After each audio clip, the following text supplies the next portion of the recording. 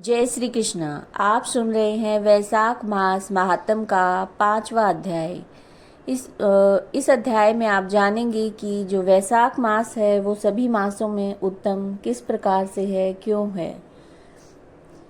नारद जी कहने लगे, हे राजन, वैशाख मास सब धर्मों, सब प्रकार के वर्षों, सब महीनों में से, सब दानों से अधिक क्यों है। हे महाप्राज्ञ, अब मैं तुम्हारे सामने कहता हूँ, तुम ध्यान से सुनो। जब सब युगों का अंत होता है, तब देवताओं के राजा शेषशायी विष्णु भगवान संपूर्ण लोकों को अपने उदर में समेट कर समुद्र में शयन करते हैं और योग माया के प्रताप से अनेक एकता को प्राप्त होते हैं एवं निमेष व्यतीत होने पर वेद प्रार्थना करके भगवान को जगाते हैं। तब भगवान ने अपने उदर में स्थित जीवों की रक्षा की, उन्हें अपने कर्मों का फल देने के लिए सृष्टि को रचने का मन में विचार किया। तब विष्णु भगवान की नाभि से त्रिलोकी का आधार रूप स्वर्ण में कमल उत्पन्न हुआ। उसी कमल में से विराट पुरुष रूपी ब्रह्मा उत्पन्न हुए। फिर भगवान ने उस विराट पुरुष में 14 भुवन उत्पन्न किए, जिनके भिन्न भिन्न प्रकार के कर्म और आशय हैं। ऐसे अनेकों प्राणियों के समूह रचे। फिर सत रज तम तीनों गुण प्रकृति मर्यादा भुवनों के स्वामी रचे। तत्पश्चात वर्ण आश्रम के विभाग करके धर्म की कल्पना करते हुए चारों वेद, तंत्र, स्मृति, पुराण, इतिहास रचकर धर्म की रक्षा कर निमित्त इनके प्रवर्तक ऋषि प्रकट किए। इन ऋषियों ने अलग अलग वर्णों के अलग अलग धर्म प्रवृत्त किए। उन पर संपूर्ण प्रजा श्रद्धा करने लगी।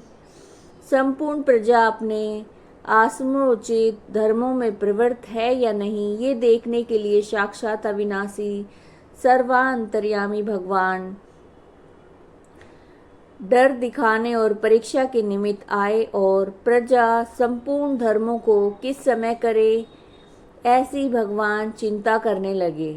मैंने वर्षा काल निर्माण किया, इसमें सब प्रजा कीचड़ आदि में फंसी दुखी हो रही है, जिससे सब धर्मों को नहीं कर सकती। ये देखकर क्रोध उत्पन्न होता है, मन प्रसन्न नहीं।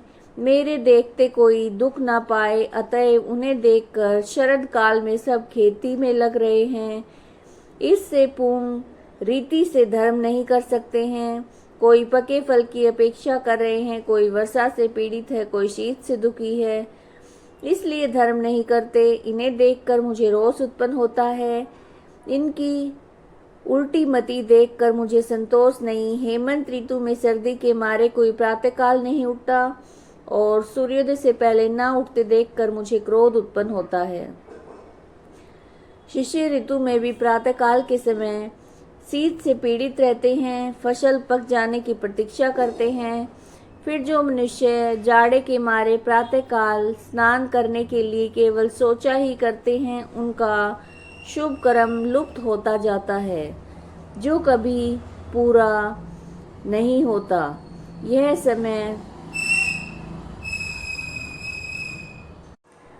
समय प्रेक्षण का नहीं। ऐसा विचार करके भगवान ने वसंत ऋतु को संपूर्ण पातकों को निवारण करने वाली माना।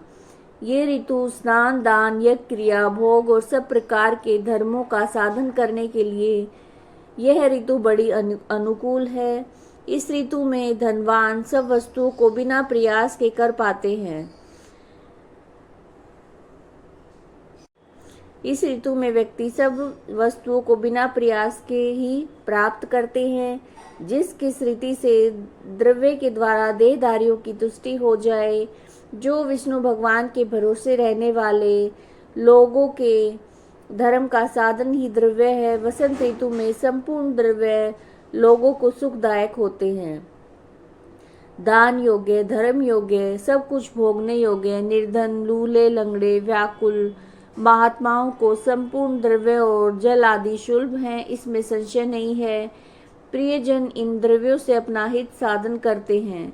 पत्र, पुष्प, फल, शाक आदि, प्रिय वचन, माला, तांबूल, चंदन, पग धोना, नम्रता से साधन करते हैं, मैं उनको वर देता हूँ।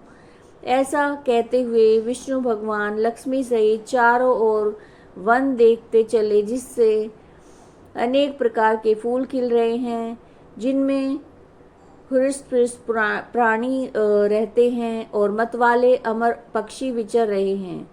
ग्रामवासियों के बहुमूल्य आश्रमों के आंगन, उद्यान स्थल लक्ष्मी दिखाने लगे। देवता, मुनीश्वर, सिद्ध, चारण, गंधर्व, किन्नर, नाग, राक्षस सब स्तुति करते हैं। वर्णाश्रम प्रवासियों के घरों में जाकर मीन की संक्रांति के करक की संक्रांति तक लक्ष्मी और सब देवता और मुनियों सहित भगवान रहकर लोगों के कर्मों का निरीक्षण करते हैं।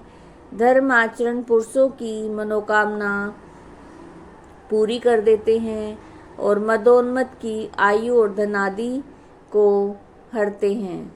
जो वैशाख में भगवान की पूजा करते हैं, उनके चल मूर्ति रूप साधु महात्माओं की सेवा करते हैं, अन्य महीनों में नहीं करते, उनके अपराध को भगवान क्षमा कर देते हैं। जैसे अपने देश में आए राजा को देखकर उस देश के निवासी मनुष्य बहुमूल्य भेंट पूजा लेकर राजा की पूजा करते हैं, तब राजा पूजा के आकार आदि द्वारा जान लेता है कि अमुक की सेवा पूरी है या कम है। जो पूजा अधिक हो तो प्रसन्न होकर निश्चित ही उसे मनवांछित फल दे, जिनकी पूजा सेवा ठीक नहीं उन्हें दंड देते हैं। ऐसे ही विष्णु भगवान वैशाख के मास में अच्छी रीति से जो पूजा करते हैं उन्हें मनवांछित फल देते हैं, जो नहीं करते हैं उनके धन आदि को हर लेते हैं। धर्म के रक्षक देव सारंगपाणी विष्णु भगवान इस मास में प्राणी की परीक्षा करते हैं, इसलिए ये महीना सबसे उत्तम माना गया है। ये आप वैशाख मास महात्म का 5वां अध्याय सुन रहे थे। अगर आपको वीडियोज अच्छे लग रहे हैं तो लाइक कीजिएगा, शेयर कीजिएगा और चैनल को सब्सक्राइब कीजिएगा। जय श्री कृष्ण।